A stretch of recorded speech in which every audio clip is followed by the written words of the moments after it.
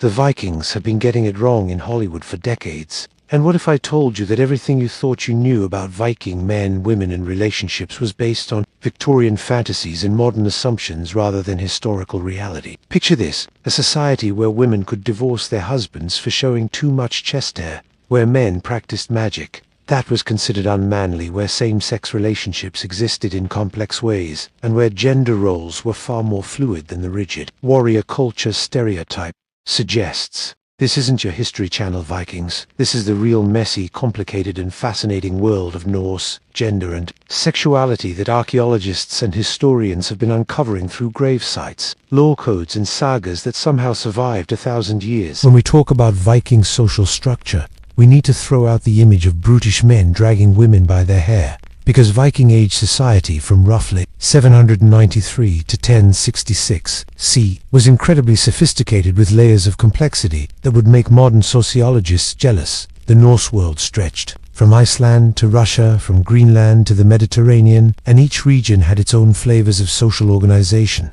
but they all shared certain fascinating characteristics that challenge our assumptions. The sources we rely on are like looking through a funhouse mirror. We have archaeological evidence like jewelry, weapons, and household items. We have sagas written down centuries after the events they describe by Christian monks who definitely had their own agenda. And we have law codes that tell us what people weren't supposed to do, which ironically tells us exactly what they were doing. The biggest challenge is that most written sources were filtered through medieval Christian sensibilities. Imagine trying to understand 1960s free love culture through the writings of Victorian ministers, and you'll get the idea. These Christian writers were shocked, horrified, and occasionally titillated by what they were recording, and they often tried to clean it up or condemn it, but thankfully they were also obsessive record keepers. The archaeological record tells a different story though, one where gender lines blur, where women were buried with weapons and men with jewelry, where households were complex economic units rather than simple patriarchal domains. The very structure of Viking Age society was built on kinship networks that gave both men and women crucial roles in maintaining social order through marriage alliances, agreements and economic partnerships that would make modern corporate mergers look simple. Every free person had a place in an intricate web of relationships that determined their legal standing, their economic opportunities, and their social mobility. The thing that really blows modern minds is that this wasn't a society with rigid hierarchy like medieval feudalism, but rather a complex negotiation of status, where a wealthy merchant's wife might have more real power than a poor farmer's son, even if he technically outranked her in the social order. The wing or assembly system where free men and sometimes women gathered to make legal decisions shook us, a society that valued consensus and negotiation over autocratic rule. The very concept of honor, which was absolutely central to Viking society, applied to both men and women, though in different ways. And a person's reputation could make or break their entire family's fortunes for generations. This wasn't a society of lone wolves, but of interconnected families, where every action had ripple effects through the kinship network. The traditional gender roles in Viking society were like a recipe that everyone knew, but nobody followed. Exactly, because real life is always messier than the ideal. The masculine ideal was definitely the warrior provider, the man who could swing an axe, defend his family and bring home wealth through either honest trade or good old-fashioned raiding. But this was just one flavor of masculinity. The reality was that most men were farmers, craftsmen, traders, fishermen, or any combination of occupations that kept their families fed and their communities running. The warrior ideal was kind of like being a professional athlete today. Sure, everyone admires it, but most people are just trying to pay their bills and raise their kids. The feminine ideal centered around the oar lady of the house, and this wasn't some submissive housewife role, but more like being the CEO of a complex economic enterprise. Viking women ran households that were combination factories, farms, and hospitality centers. They managed servants and slaves, organized textile production, which was a major industry, oversaw food preservation and storage, managed the finances, and represented the family when the men were away, which in a culture where men might disappear on trading voyages or raids for months or years, was pretty often. The keys that married women wore as a symbol of their status weren't just decorative, they were literal and symbolic representations of their control over the household. Resources including storerooms, treasure chests, and workshops The economic partnership aspect of Viking marriage was crucial and far from the romantic love matches we idealize today. Strategic alliances that combined resources, expanded trade networks, and created political connections. A successful marriage was one where both partners contributed to the family's wealth and status. The man through external activities like trading, raiding, or crafting, and the woman through internal management and production. The sagas are full of examples of women who were praised for their wisdom, their household management skills, and their ability to give good counsel, which was considered a distinctly feminine virtue, but one that men desperately needed. The ideal man was supposed to be brave, generous, and honorable, but also needed to listen to wise counsel, especially from women. The ideal woman was supposed to be intelligent, industrious, and loyal, but also capable of defending family honor through words and sometimes actions. The reality, of course, was that people were people. Some men were cowards, some women were terrible managers, some marriages were loving partnerships, and others were disasters waiting to happen. What makes Viking society fascinating is that they seemed to acknowledge this gap between ideal and reality in their literature and laws, creating space for the complex, messy humanity that existed between the rigid categories. Women in Viking society had legal rights that would have made their medieval European sisters green with envy and would even impress some people today. Though we shouldn't get carried away and imagine some ancient feminist paradise, the legal status of women was complex and varied by region, social class, and time period. But the overall picture shows a society where women had significant legal personhood. Just as appendages to their male relatives, property ownership was a big deal, and women could inherit, own, buy and sell property in their own right, including land, which was the basis of all wealth and power in agricultural societies. When a woman married, she maintained ownership of her dowry, her mourning gift, the special present given after the wedding night, and any property she inherited from her family. This wasn't just theoretical. Either we have numerous legal cases recorded where women defended their property rights in court, bought and sold land, and passed their wealth on to their children or other heirs. The inheritance system was particularly interesting, because while sons typically got a larger share than daughters still inherited. This created situations where women could become major landowners and power players in their own right. Divorce was another area where Viking women had surprising agency. Either partner could initiate divorce, though the grounds differed slightly. Men could divorce for infidelity, cross-dressing, or if their wives served them spoiled food, while women could divorce for infidelity, violence, economic failure, or interestingly, if their husbands wore shirts that showed too much chest, which was considered effeminate. The divorce process was relatively straightforward, requiring witnesses and a public declaration, but the real power lay in the property division. Women kept their dowry, mourning gift, and any property they brought into the marriage, plus they could claim additional compensation if the divorce was due to their husband's fault. This economic independence meant that divorce was a real option, not just a theoretical right. Child custody typically went to the parent who could best provide for them, which given women's control over a household. Resources often meant the mother. Women could also serve as witnesses in legal proceedings, though usually only in cases involving other women or domestic matter. But this was still significant in a society where witness testimony was crucial to legal proceedings. They could bring cases to court on their own behalf and defend themselves without male guardians, which was practically revolutionary for the time period. The law codes also protected women from various forms of abuse and exploitation, with penalties for rape, abduction, and even excessive violence within marriage, though enforcement was probably spotty, as it always is when power imbalances exist. The fascinating thing is that these rights weren't seen as progressive or unusual. They were just part of how society functioned, suggesting that Viking culture had evolved these protections for practical reasons rather than ideological. One's female authority and power in Viking society went way beyond legal rights into the realm of real political and social influence that shaped communities and even kingdoms. The Lady of the house wasn't just a title, it was a position of genuine authority that commanded respect from family members, servants, slaves, and visitors alike. These women controlled the keys to every locked space in the household, which in an age before banks meant they literally controlled the family wealth. They decided how resources were distributed, who got fed first in times of scarcity, which servants or slaves would be sold or freed, and how the family's wealth would be invested. The sagas are full of examples of women whose household management skills made or broke their family's fortunes, and a good was worth her weight in gold, probably literally. Women also served as priestesses and ritual leaders in religious ceremonies, particularly those associated with female deities, like Freya and Frigg, and with the Disea, the female ancestral spirits, who protected families. This religious authority gave them influence over community decisions about when to hold festivals, how to interpret omens, and which gods to petition for specific needs. The role of women in religious life was so important that even after Christianization, many pagan practices associated with women persisted for centuries disguised as folk customs or saints' cults.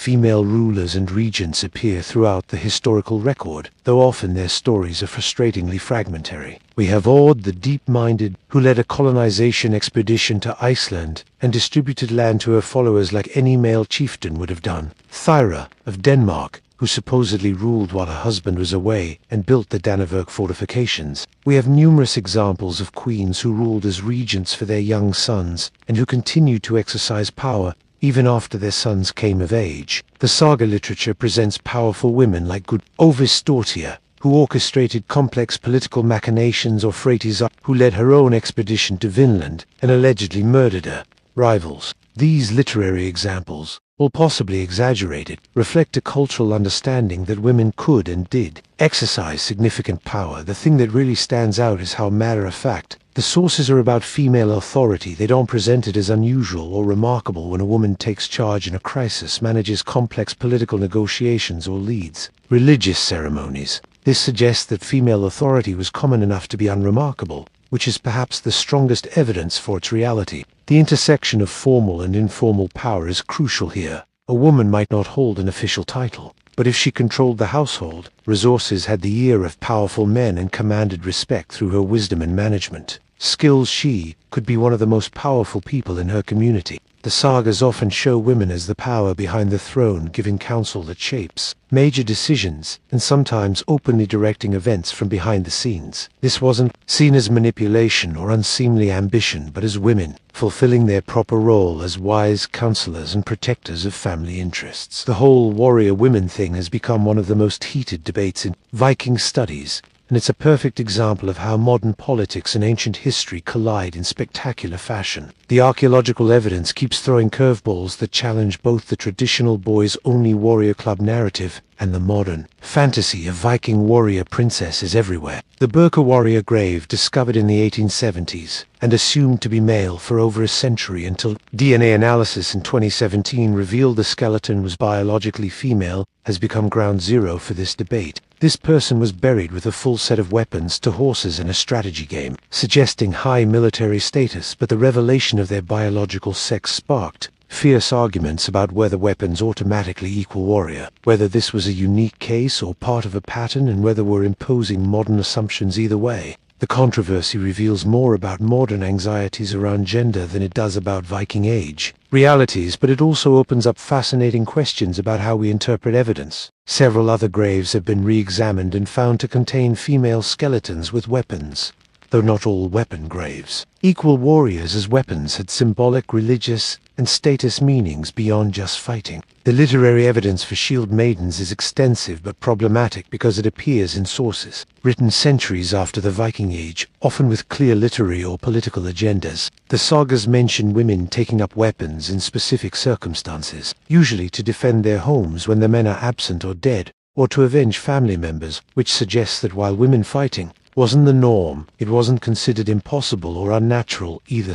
Grammaticus writes about female warriors as if they were a known phenomenon, though rare, and the Byzantine historian John Skylitzes mentions women among the Varangian forces, though this could be literary embellishment. The key insight might be that Viking society was pragmatic above all. If women needed to fight, they fought, and nobody worried too much about whether it fit gender norms because survival trumped ideology. The archaeological evidence for women participating in raids is slim but not non-existent. We have female skeletons showing weapon injuries that suggest combat participation in women, buried far from Scandinavia in what appear to be raiding contexts. The most reasonable interpretation is probably that warrior women existed, but were exceptional rather than common, and that their existence was accepted within certain contexts rather than being seen as a complete overthrow of gender norms. The modern obsession with proving or disproving the existence of Viking warrior women often misses the more interesting point. that Viking society had enough flexibility to accommodate women who stepped outside typical gender roles when circumstances demanded it. This pragmatic flexibility rather than rigid adherence to gender roles might be the real lesson from the evidence. Viking marriage customs were a complex dance of economics, politics, and sometimes actual affection, though that last part was considered a nice bonus rather than a necessity. The whole system revolved around creating alliances between families with the bride and groom, serving as sort of diplomatic ambassadors in an elaborate peace treaty. The bride price or munda was paid by the groom's family to the bride's family, and before you get all outraged about women being sold, this wasn't a purchase price, but more like a security deposit that demonstrated the groom's family could support the bride and any future children. The dowry or heimanfylgja went the other direction from the bride's family to the new household and remained the bride's property throughout the marriage, giving her economic security and independence. The morning gift, or morgengafur, was given by the groom to the bride after the wedding night, and yes, it was exactly what it sounds like, a reward for virginity. Though by the later Viking age, it had become more of a traditional gift, regardless of the bride's previous experience. These various payments created a complex web of economic obligations that bound families together and made divorce expensive enough to discourage casual separation, but not so expensive as to trap people in miserable marriages. The actual marriage ceremony was surprisingly secular by medieval standards, with the main requirements being public declaration consent from both parties, though this was more theoretical than practical, for very young brides and witnesses from both families. The feast that followed was the real ceremony, where the families displayed their wealth and generosity, and where the political implications of the alliance were made clear through seating arrangements, gift-giving, and formal speeches. Consent is a tricky issue because while the law codes state that both parties must consent, the reality was that young people, especially young women, had limited ability to refuse martyrs arranged by their families. However, the sources also include plenty of examples of couples who eloped against their families' wishes, suggesting that romantic attraction did play a role, and that determined couples could buck the system. Polygamy among the elite was a fascinating institution that combined political strategy, resource management, and good old-fashioned showing off. A wealthy man might have one official wife whose children had full inheritance rights, plus several concubines or whose children had limited but real legal status. This system allowed powerful men to create multiple alliance networks, while also ensuring they had plenty of heirs in an age of high child mortality. The wives and concubines often lived in the same household, which must have created some interesting dynamics, in the sagas suggest that smart wives figured out how to work with rather than against the concubines for their mutual benefit. The practice declined with Christianization, but hung on in some regions for centuries, afterward disguised as sequential monogamy or unofficial arrangements. Viking sexuality was earthy, practical, and surprisingly frank compared to the Christian medieval culture that followed it, though that doesn't mean it was some kind of ancient free love paradise. The Norse had plenty of sexual hang-ups and rules. They just focused on different things than we might expect. Premarital sex was generally tolerated, as long as it didn't result in pregnancy that complicated inheritance or created conflicts between families, and as long as both parties were of roughly equal social status. A young man sowing his wild oats was expected and even encouraged, as long as he didn't seduce women above his station or create too many bastards he couldn't support. A young woman had more to lose from premarital sex, since pregnancy was always a risk and an illegitimate child could damage her marriage prospects. But the sagas suggest that discreet affairs were common enough, and that a woman who was clever about it could maintain her reputation. The real issue wasn't the sex itself, but the social disruption it might cause. Pregnancy feuds between families or damage to carefully negotiated marriage alliances. The concept of honor, particularly sexual honor, was central too. Viking social life, but it worked differently than we might expect. For men, sexual honor meant being the active, penetrating partner in any sexual encounter, regardless of the gender of their partner. Being penetrated was considered arga,